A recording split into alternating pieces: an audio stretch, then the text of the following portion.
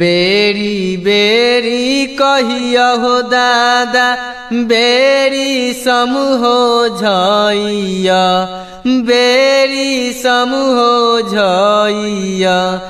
जमुना में नैया मति गिरा ओही नैया उतरत हो दादा जोगिया हो तपसिया जोगिया हो तपसिया लूटी होले तो नगरी हो तोहार लूटीले तो नगरी हो तोहार पहिले जे लूटत हो दादा खेत खरिहानमा खेत खरी हो हनामा